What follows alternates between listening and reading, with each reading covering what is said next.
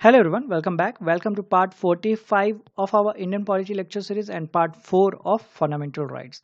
Previous video यानी fundamental right के part 3 तक में हमने आर्टिकल 14 और 15 को डिटेल में देखा था, बट जैसा कि मैंने आपसे वादा किया था कि आर्टिकल नंबर 15 के तहत जो रिजर्वेशन की बात की गई है उसके लिए आपको अलग से एक डेडिकेटेड वीडियो मिलेगा। So this is that video जो आपको रिजर्वेशन के रिगार्डिंग सारा डिटेल देगा, जो एग्जाम पॉइंट ऑफ व्यू से काफ़ी इंपॉर्टेंट होने जा रहा है।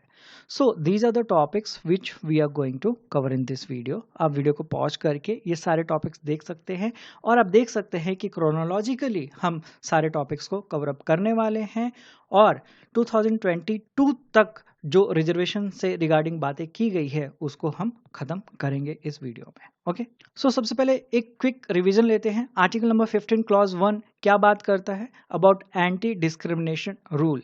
और स्टेट को कहा गया है, आर्टिकल नंबर 12 के तहत जो स्टेट है, कहा गया है कि स्टेट जो है वो जनता के बीच में डिस्क्रिमिनेशन नहीं करेगी only on grounds of religion, race, caste, sex and place of birth.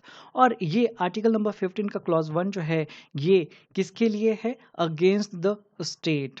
Okay, तो आपको ये बात याद रखनी है। Then article number 15 clause 2। Article number 15 clause 2 जो है वो हॉरिजॉन्टल एप्लीकेशन की बात करता है।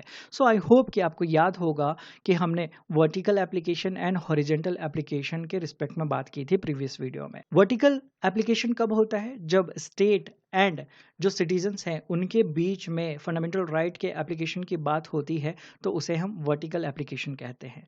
बट स्टेट, सिटीजन्स एंड साथ ही साथ प्राइवेट इंडिविजुअल्स जब इंक्लूड हो जाते हैं तो वो हॉरिजॉन्टल एप्लीकेशन कहलाता है। सो आर्टिकल नंबर 15 क्लॉज 2 कहता है कि किसी भी सिटीजन को shops, hotels, then public restaurants, wells, tanks, roads, public places funded by states, यहाँ पे नहीं रोका जाएगा on the basis of religion, race, caste, sex और प्लेस ऑफ बर्थ।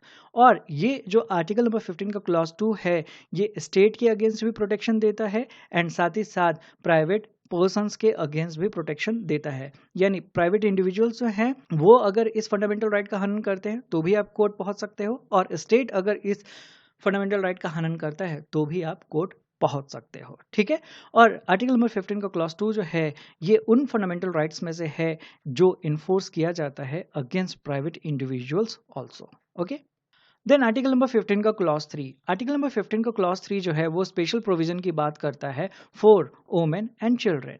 और कहा गया कि स्टेट जो है वो औरतों के लिए और बच्चों के लिए स्पेशल प्रोविजन जो है वो ला सकती है। और इसी के रिजल्ट में हम देखते हैं कि औरतों के लिए रिजर्वेशन, देन मैटरनिटी बेनिफिट्स भी दिया गया है एंड बच्चों के लिए फ्री एजुकेशन स्कीम जो है वो भी लाया गया है। सो इन सारी चीज़ों को अगर लाया जाता है तो कोई ये नहीं क्लेम कर सकता है कि औरतों को, बच्चों को ये बेनिफिट मिल रहे हैं, हमें क्यों नहीं मिल रहा है, मेरा राइट टू इक्वलिटी जो है उसका हनन हो रहा है इसलिए मुझे जस्टिस चाहिए। ऐसी कोई बात नहीं कर सकता है क्योंकि आर्टिकल नंबर 15 के क्लॉज 3 में इसे साफ कह दिया गया है कि स्टेट जो है वो स्पेशल प्रोविजंस ला सकता है औरतों और बच्चों के लिए।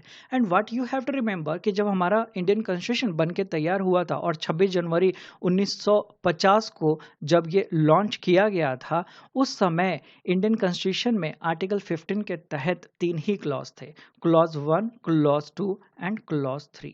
आज के टाइम पे अगर हम देखते हैं तो आर्टिकल नंबर 15 के तहत टोटल 6 क्लॉजेज हमें देखने को मिल जाते हैं। ठीक है, तो 4th, 5th एंड 6th जो है वो बाद में जोड़ा गया है। अब हम देखना शुरू करेंगे कि वो कैसे कैसे आर्टिकल नंबर 15 के अंदर जुड़े हैं, किन किन केसेस की वजह से। ओके, सो रिजर्वेशन जो है अंडर आर्टिकल 15 एक्चुअली में इसका मतलब क्या है? तो रिजर्वेशन जो है वो स्पेशल प्रोविजन है, ये कोई डिस्क्रिमिनेशन के लिए नहीं लाया गया है एंड ये अफर्मेटिव एक्शंस का एक टूल है।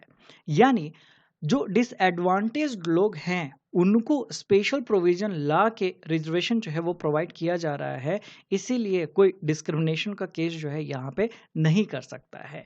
आर्टिकल नंबर 15 के तहत ये जो रिजर्वेशन लाया गया है, स्पेशल प्रोविजन लाए गए हैं, ये किस लिए है? ताकि हिस्टोरिकल डिसएडवांटेज जो हुआ है एंड जो गड़बड़ियाँ पहले ऐतिहासिक रूप से समाज में चलती आ रही थी उनको ख़त्म किया जा सके, उन गलतियों को सुधारा जा सके और एक्चुअली में रियल इक्वलिटी जो है उसको समाज में लाया जा सके। बेसिकली सब्सटैंटिव इक्वलिटी की कॉन्सेप्ट की यहाँ पे बात हो रही है। जस्ट फॉर्मल इक्वलिटी हमें नहीं लाना है, हमें एक्चुअली जो सही मायने में इक्वलिटी है उसे देना है with fundamental rights. Then Champakam Dorairajan case हम देखते हैं 1951 का। क्या हुआ कि स्टेट ऑफ मद्रास जो है, यानी मद्रास की जो गवर्नमेंट है, उसने 1951 में एक कॉम्युनल गवर्नमेंट ऑर्डर पास किया। और वो कॉम्युनल गवर्नमेंट ऑर्डर क्या था? तो मद्रास गवर्नमेंट ने कास्ट बेस्ड रिजर्वेशन प्रोवाइड किया with respect to government jobs and educational institutions. तो आर्टिकल नंबर 15 के बेसिस पे लोगों ने कहा कि फंडामेंटल राइट का हनन हो रहा है, आर्टिकल नंबर 15 क्लॉज 1 का वायलेशन हो रहा है इस गवर्नमेंट ऑर्डर के द्वारा। और इस गवर्नमेंट ऑर्डर को चैलेंज कर दिया गया। कहा गया कि आर्टिकल 15 क्लॉज 1 जो है वो प्रोहिबिट करता है discrimination on grounds of only religion, race, caste, sex और प्लेस ऑफ बर्थ। तो जो स्टेट है, स्टेट गवर्नमेंट जो है वो ऐसा लॉ कैसे ला सकती है, कास्ट बेस्ड रिजर्वेशन जो है वो कैसे ला सकती है? ये फंडामेंटल राइट का हनन है एंड आर्टिकल नंबर 15 क्लॉज 1 का वायलेशन कर रही है मद्रास गवर्नमेंट। साथ ही साथ कहा गया कि आर्टिकल नंबर 16 क्लॉज 2 में equality of opportunity in public employment की बात की गई है, यानी जितने भी एलिजिबल लोग हैं उनको एम्प्लॉयमेंट के रिस्पेक्ट में इक्वल अपॉर्चुनिटी दी जाएगी। बट यहाँ पे कास्ट को बेस बना के रिजर्वेशन प्रोवाइड कर दिया गया था, जिसके वजह से क्लेम किया गया कि article number 15 clause 1 and article number 16 clause 2 जो है ये वायलेट हो रहे हैं just because of this government order जो मद्रास गवर्नमेंट के द्वारा पास किया गया है। ठीक है, तो केस जो है वो ओरिजिनेट हुआ, तो गवर्नमेंट अपने आप को डिफेंस करेगी। तो गवर्नमेंट ने अपने डिफेंस में क्या कहा? गवर्नमेंट ने अपने डिफेंस में कहा that we are trying to implement article 46 of directive principles of state policy. Government क्या कह रही है, मद्रास की गवर्नमेंट, कि हम तो आर्टिकल 46 जो है डीपीएसपी के तहत उसको इंप्लीमेंट कर रहे हैं। और आर्टिकल नंबर 46 के तहत डीपीएसपी में ये कहा गया है कि स्टेट जो है वो कोशिश करेगी to promote educational and economic interest of weaker section, specially एससीज एंड एसटीज के लिए। और इसी चीज को मद्रास की गवर्नमेंट जो है वो करने की कोशिश कर रही है। तो नो डाउट वो अकॉर्डिंग टू कॉन्स्टिट्यूशन ही इन चीज़ों को कर रही है।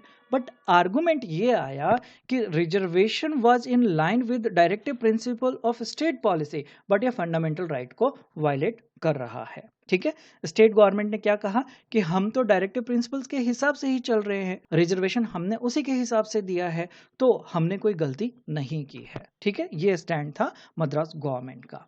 देन डिसीजन क्या दिया गया कोर्ट के द्वारा? ये केस जो है मद्रास हाई कोर्ट में पहले पहुंचा और मद्रास हाई कोर्ट ने कहा कि ये जो कॉम्युनल ऑर्डर पास किया गया है गवर्नमेंट ऑफ मद्रास के द्वारा ये सही नहीं है। और गवर्नमेंट ऑफ मद्रास के द्वारा ये जो कॉम्युनल ऑर्डर पास किया गया था, ये रिजर्वेशन का जो ऑर्डर पास किया गया था, उसे स्ट्रक डाउन कर दिया मद्रास हाई कोर्ट ने। और मद्रास हाई कोर्ट ने क्या कहा कि ये जो ऑर्डर है ये वायलेट कर रहा है फंडामेंटल राइट को, जो कि नहीं होना चाहिए। ठीक है, और फिर इस केस को ले जाया गया सुप्रीम कोर्ट में और सुप्रीम कोर्ट के जजमेंट में कहा गया कि मद्रास के हाई कोर्ट ने जो जजमेंट दिया है वो एकदम से सही है, ये जो रिजर्वेशन लाया गया है ये फंडामेंटल राइट को वायलेट कर रहा है। और सुप्रीम कोर्ट ने डिक्लेयर किया कि फंडामेंटल राइट जो है वो सुपीरियर हैं टू डीपीएसपी, यानी directive principles of state policy के ऊपर वैल्यू रहेगी फंडामेंटल राइट्स की। तो कोई भी डायरेक्टिव प्रिंसिपल्स ऐसे नहीं अप्लाई किए जाएंगे जिसके वजह से फंडामेंटल राइट का हनन हो। और डीपीएसपी अगर आप अप्लाई कर रहे हो तो वो सब्सिडरी होंगे फंडामेंटल राइट के और वो फॉलो करेंगे इस रिस्पेक्ट में कि वो फंडामेंटल राइट को वायलेट न करें। ठीक है, तो ये मद्रास के high court and finally supreme court of India के द्वारा जजमेंट पास किया गया। सो इस केस में ये क्लियर हो गया कि फंडामेंटल राइट जो है वो प्रिवेल करेगा ओवर डीपीएसपी, यानी डीपीएसपी से ज़्यादा वैल्यू फंडामेंटल राइट को दिया जाएगा। किसी का भी फंडामेंटल राइट का हनन नहीं होना चाहिए, ये सुप्रीम कोर्ट ने कह दिया है। एंड बाय दैट टाइम ये चीज़ें जो हैं वो क्लियर नहीं थी, बट इस केस के जजमेंट के बाद, क्योंकि सुप्रीम कोर्ट ने कह दिया है, इसलिए ये क्लियर हो गया कि जब भी कोई लॉ बनाया जाएगा तो फंडामेंटल राइट को ध्यान में रखा जाएगा ताकि फंडामेंटल राइट का हनन न हो। और क्योंकि ये सुप्रीम कोर्ट के द्वारा जजमेंट दे दिया गया, इस जजमेंट की वजह से गवर्नमेंट को काफ़ी डिफिकल्टी फेस करनी पड़ती है, बिकॉज गवर्नमेंट जो है वो सोशल जस्टिस का जब एजेंडा लेके चल रही है तो वो इम्प्लीमेंट नहीं कर पा रही है। क्योंकि जब भी वो सोशल जस्टिस का एजेंडा लेके कोई लॉ बना रही है और उसको इम्प्लीमेंट करने की कोशिश करेगी तो उससे क्या होगा कि लोग क्लेम करेंगे कि मेरा फंडामेंटल राइट का हनन हो रहा है एंड यहाँ पे इक्वलिटी नहीं मिल रही है, इसलिए इस लॉ को खत्म किया जाए। सो बाद में क्या होता है कि गवर्नमेंट जो है वो कॉन्स्टिट्यूशन के अंदर ही अमेंडमेंट कर देती है और इस तरीके से फर्स्ट कॉन्स्टिट्यूशनल अमेंडमेंट एक्ट 1951 में पास हो जाता है। 1950 में हमारा संविधान बन के तैयार हुआ था और ये लॉन्च किया गया 1950 में, और अगले ही साल 1951 में हम देखते हैं कि फर्स्ट कॉन्स्टिट्यूशनल अमेंडमेंट एक्ट जो है वो मूव कराया जाता है बाय पंडित जवाहरलाल नेहरू के द्वारा। ठीक है, देन क्या मेजर चेंजेस लाए गए बाय फर्स्ट अमेंडमेंट एक्ट जो कि लाया गया 1951 में? तो सबसे पहला चेंज ये किया गया कि आर्टिकल नंबर 15 में एक क्लॉज जोड़ा गया, और वो कौन सा क्लॉज था? क्लॉज 4। क्लॉज 4 जोड़ के कहा गया कि स्टेट्स जो हैं वो स्पेशल प्रोविजंस ला सकते हैं for socially and educationally backward classes, एससीज एंड एसटीज। ओके, यहाँ पे socially and educationally backward classes के अंदर बेसिकली हम किसको कंसिडर करते हैं? ओबीसीज को।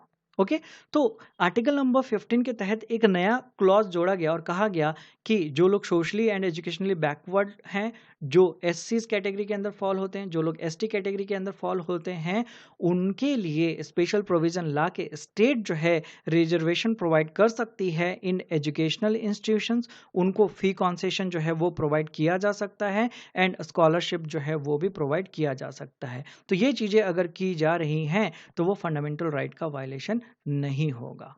ठीक है, और ये जो स्पेशल प्रोविजन लाने की बात की गई और ये जो reservation, fee concession and scholarship की बात की गई, ये आर्टिकल नंबर 15 के क्लॉज 4 के तहत सिर्फ स्टेट इंस्टीट्यूशंस के द्वारा दिया जा सकता था या फिर उन इंस्टीट्यूशंस के द्वारा दिया जा सकता था जो कि स्टेट से सपोर्ट पा रहे थे। ठीक है, यानी बेसिकली गवर्नमेंट कंट्रोल जो इंस्टीट्यूशंस थे वहीं पे ये चीज़ें जो हैं वो अप्लाई हो सकती थी। प्राइवेट इंस्टीट्यूशंस में इन चीज़ों को, यानी ये जो रिजर्वेशन है ये प्रोवाइड नहीं किया जा सकता था। ठीक है, साथ ही साथ फर्स्ट कॉन्स्टिट्यूशनल अमेंडमेंट एक्ट के बाद article number 31A, article number 31B जो है वो भी डाल दिया गया ताकि लैंड रिफॉर्म से रिगार्डिंग जो केसेस बढ़ रहे थे उसको कंट्रोल किया जा सके और जुडिशियल रिव्यू से लैंड रिफॉर्म्स लॉज को दूर रखा जा सके। इसके वजह से आर्टिकल 31A, 31B जो है वो इंसर्ट किया गया इंडियन कॉन्स्टिट्यूशन में। साथ ही साथ 9th शेड्यूल जो है वो भी इंडियन कॉन्स्टिट्यूशन में डाल दिया गया और कहा गया कि 9th शेड्यूल के अंदर पार्लियामेंट जो भी लॉ बना के डालेगी वो जुडिशियल रिव्यू के दायरे से बाहर हो जाएगा। जुडिशरी उसके ऊपर कोई फैसला नहीं दे सकती है। जुडिशरी को अपनी आंखें बंद कर लेनी होंगी जब भी कोई लॉ 9th शेड्यूल के अंदर डाला जाएगा तब। बट ये 24 अप्रैल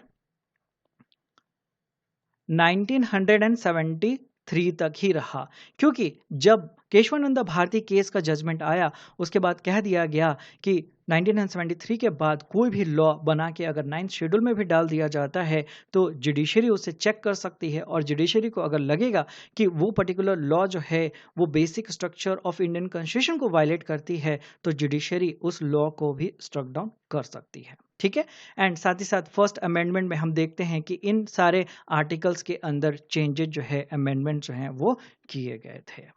सो constitutional position after the amendment, 1951 में जो अमेंडमेंट हुआ उसके बाद क्या कॉन्स्टिट्यूशनल पोजीशन था? सो आर्टिकल नंबर 15 का क्लॉज 4 जो है उसने न्यूट्रलाइज कर दिया चंपकम दरोई राजन के जजमेंट को, क्योंकि चंपकम दरोई राजन के जजमेंट में क्या कहा था सुप्रीम कोर्ट ने कि ये जो पर्टिकुलर रिजर्वेशन है ये फंडामेंटल राइट को वायलेट कर रहा है, इसीलिए ये स्ट्रक डाउन किया जा रहा है, फंडामेंटल राइट का वायलेशन नहीं होना चाहिए।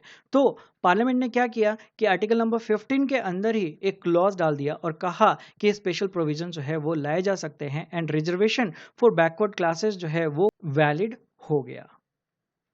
बाद में हम देखते हैं कि इसके अंदर और डेवलपमेंट हुआ 25th, 42nd, 44th अमेंडमेंट के द्वारा, then Minerva mill case, then fundamental right and DPSP के बीच में रिलेशनशिप जो है वो और मॉडिफाई होता हुआ हमें नजर आता है। जैसे जैसे ये लेक्चर सीरीज बढ़ता जाएगा वैसे वैसे ये चीज़ें आपको और क्लियर होती जाएंगी। ये सारी जो चीज़ें हैं इसको हम डिटेल में कवर अप करते जाएंगे। देन कालेलकर कमीशन जो कि लाया गया था 1953 में, ये फर्स्ट बैकवर्ड क्लास कमीशन था। सो अगर आपसे ये पूछा जाए कि इंडिया में फर्स्ट बैकवर्ड क्लास कमीशन कौन सा था, कब एस्टैब्लिश किया गया था, तो वो था कालेलकर कमीशन और 1953 में ये लाया गया था। ये अपॉइंट किया गया था under article 340 of Indian constitution और इसके चेयरमैन कौन थे, काका कालेलकर, इसीलिए इसे कालेलकर कमीशन कहा जाता है। एंड ये कमीशन किसके द्वारा अपॉइंट किया गया था, by first president of India doctor Rajendra Prasad के द्वारा। ठीक है, सो इस कमीशन ने अपने रिपोर्ट में क्या कहा, इस कमीशन ने अपने रिपोर्ट में कहा कि 2399 कास्ट हैं जो सोशली एंड एजुकेशनली बैकवर्ड हैं इंडिया में, और ये 2399 जो कास्ट हैं ये 32% ऑफ पॉपुलेशन हैं। ये कब की बात हो रही है, 1953 की। इस कमीशन ने अपना रिपोर्ट जो है 1955 में सौंपा था। सो ये 1950s का पॉपुलेशन बता रहा है कि 2399 जो कास्ट हैं वो मिलके 32% ऑफ इंडियन पॉपुलेशन थे उस टाइम के।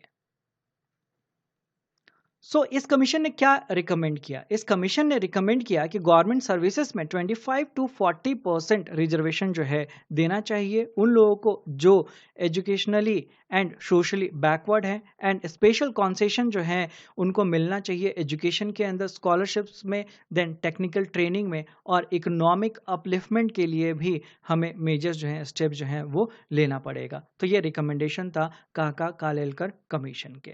देन आउटकम क्या रहा, जैसा कि मैंने आपको बताया कि इस कमीशन को लाया गया था 1953 में, एंड 1955 में इस कमीशन ने अपनी रिपोर्ट जमा की, एंड 1961 में इस कमीशन के रिकमेंडेशन को, रिपोर्ट को रिजेक्ट कर दिया गया by government of India in 1961। ठीक है, रीजन ऑफ रिजेक्शन क्या बताया गया, तो इस रिपोर्ट में कहा गया कि प्राइमरली फोकस किया गया है कास्ट के ऊपर, और कास्ट को मेन क्राइटेरिया बना के इस कमीशन ने रिपोर्ट जमा की है, और सेंट्रल गवर्नमेंट कह रही है कि बैकवर्डनेस जो है वो सिर्फ कास्ट के बेसिस पे डिटरमाइन नहीं होना चाहिए, और जो ऑब्जेक्टिव्स हैं, साइंटिफिक क्राइटेरिया हैं, उनको भी हमें कंसिडर करना चाहिए, उसके बाद ही हमें फाइनल डिसीजन पे पहुंचना चाहिए। और इन वजहों से सेंट्रल गवर्नमेंट जो है वो काका कालेलकर के रिकमेंडेशंस को रिजेक्ट कर देती है। देन आता है सेकेंड बैकवर्ड क्लास कमीशन, और सेकेंड बैकवर्ड क्लास कमीशन कौन सा था, मंडल कमीशन, जो कि लाया गया था 1979 में। इसके चेयरमैन कौन थे, बीपी मंडल। पूरा नाम क्या था, बिंदेश्वरी प्रसाद मंडल।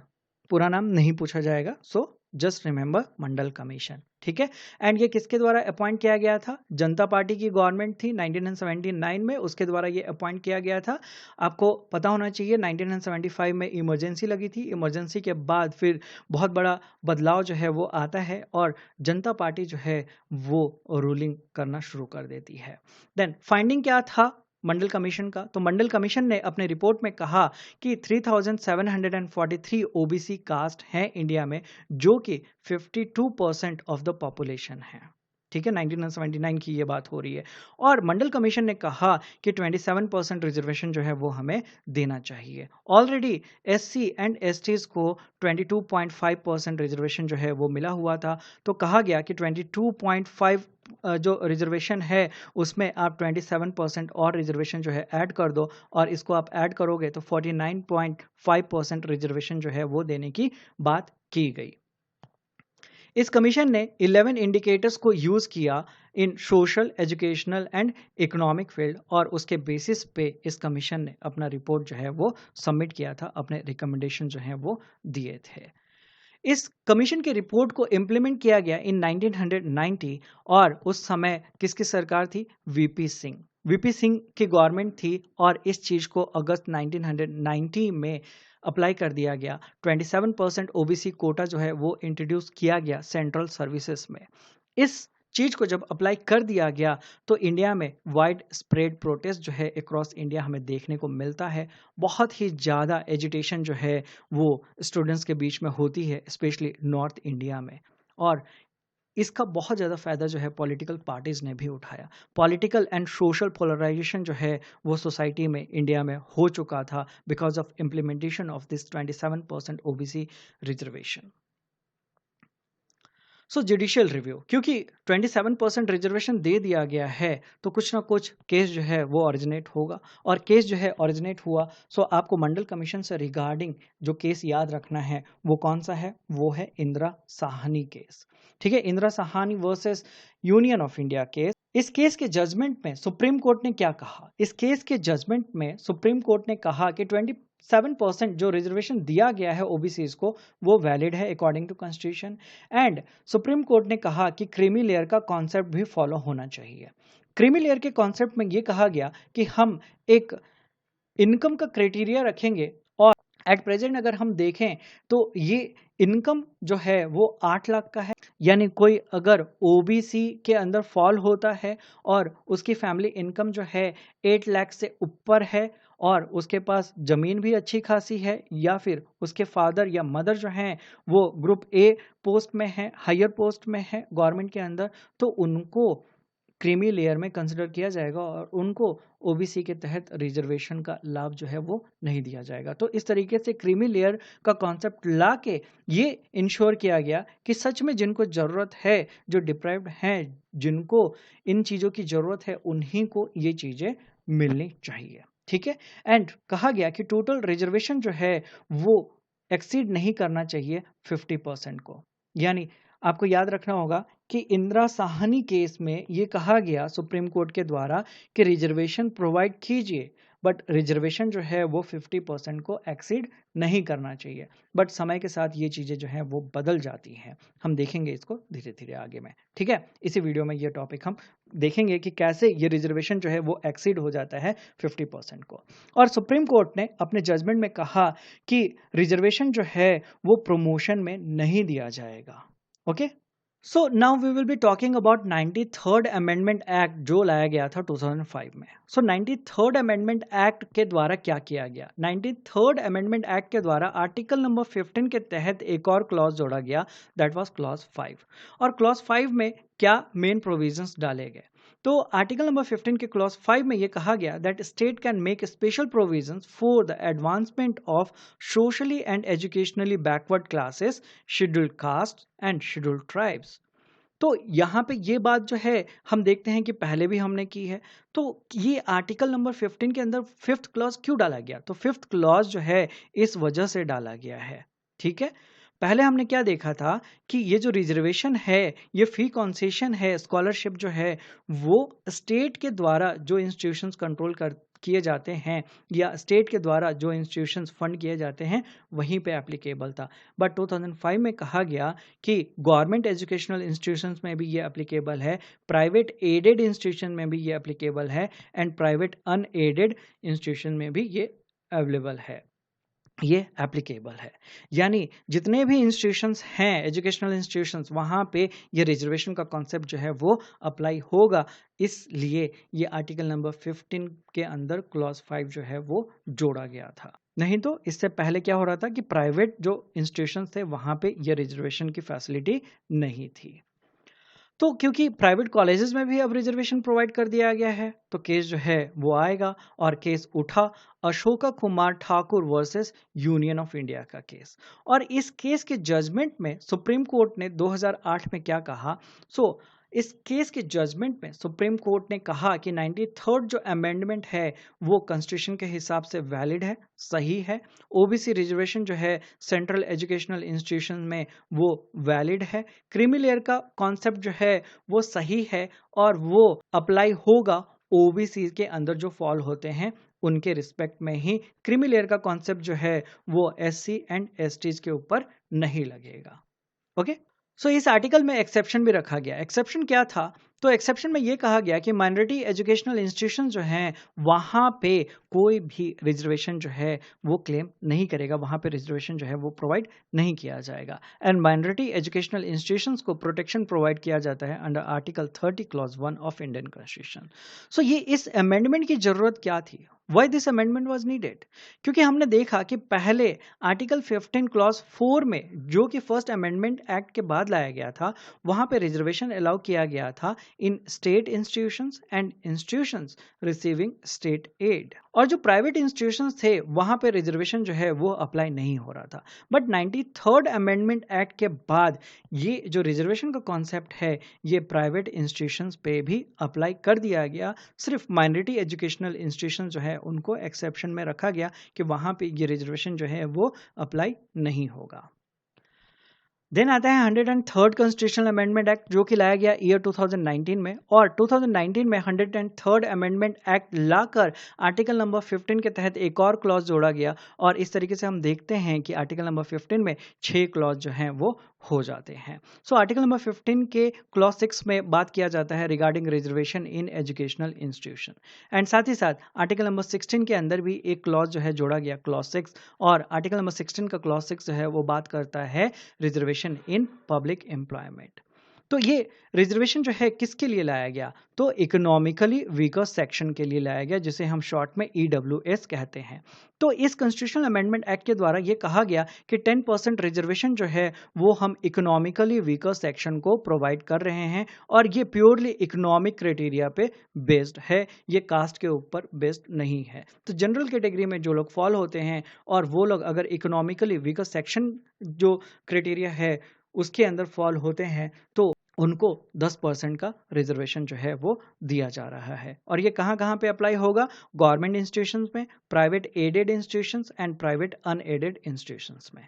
ओके, सो इसके रिस्पेक्ट में इंपॉर्टेंट कंडीशन जो है वो डाले गए, और कहा गया कि EWS का रिजर्वेशन जो है उन लोगों को नहीं मिलेगा जो लोग SC, ST या OBC कैटेगरी में फॉल होते हैं। ये सिर्फ उन्हें मिलेगा जो जनरल कैटेगरी में फॉल होते हैं और जो इकोनॉमिकली वीकर सेक्शन के अंडर में कंसिडर होंगे। तो इससे रिगार्डिंग केस जो है वो ओरिजिनेट होता है। केस का नाम क्या है? जनहित अभियान वर्सेस यूनियन ऑफ इंडिया का केस। एंड इस केस के जजमेंट में सुप्रीम कोर्ट ने 2022 में क्या कहा कि 103rd जो अमेंडमेंट है वो कॉन्स्टिट्यूशन के हिसाब से वैलिड है। Economic criteria alone can be basis of reservation, यानी सिर्फ इकोनॉमिक कंडीशन को हम बेस बना के रिजर्वेशन जो है वो प्रोवाइड कर सकते हैं। एंड ये EWS जो कोटा है इसमें SC, STs एंड OBC को एक्सक्लूड किया जाएगा, उनको इंक्लूड नहीं किया जाएगा। इसके अंदर बस जनरल कैटेगरी के जो लोग हैं वही अप्लाई कर सकते हैं अगर वो इकोनॉमिकली वीकर सेक्शन के अंदर फॉल हो रहे हैं। एंड ये जो ब्रीच ऑफ 50% सीलिंग हुआ है इस केस में, ये परमिट किया जा रहा है। ये 2022 के जजमेंट में कहा गया है। सो इम्पैक्ट क्या हुआ ऑन 50% रूल? तो हमने देखा था दैट इंदिरा साहनी केस के अंदर सुप्रीम कोर्ट ने कहा था कि ये जो रिजर्वेशन है ये 50% को एक्सीड नहीं करना चाहिए। बट 2022 के जजमेंट में कह दिया गया कि 50% का जो रूल है that is not part of basic structure of Indian constitution, इसलिए ये जो है वो आगे एक्सीड कर सकता है। और 10% जो रिजर्वेशन दिया गया उसकी वजह से जो रिजर्वेशन 49.5% का था वो बढ़ के 59.5% हो गया, और इसे एक्सेप्शन माना गया है अकॉर्डिंग टू जुडिशरी। कहा गया कि EWS जो है उसको ट्रीट किया जाएगा एज कॉन्स्टिट्यूशनल एक्सेप्शन, और इसको वैलिडिटी जो है वो मिल जाती है। So that's all in this video. I hope कि आपको ये वीडियो पसंद आया होगा। मैंने अपनी तरफ से पूरी कोशिश की है कि जो भी एग्जाम पॉइंट ऑफ व्यू से चीज़ें इंपॉर्टेंट है उसको मैं इस वीडियो में इंक्लूड करके रिजर्वेशन का जो कॉन्सेप्ट है वो मैं क्लियर कर पाऊँ। सो अगर आपको वीडियो अच्छा लगा होगा तो प्लीज़ वीडियो को लाइक कर दीजिएगा, वीडियो को शेयर कर दीजिएगा। अगर कुछ डाउट्स रह गए हों तो कमेंट सेक्शन में आप मेंशन कर सकते हैं। चैनल को अभी तक आपने सब्सक्राइब नहीं किया है तो प्लीज़ सब्सक्राइब कर लीजिएगा and hit the bell icon to get the latest notification. मिलता हूँ मैं अगले वीडियो में। Till then take care, bye bye, thank you, जय हिंद।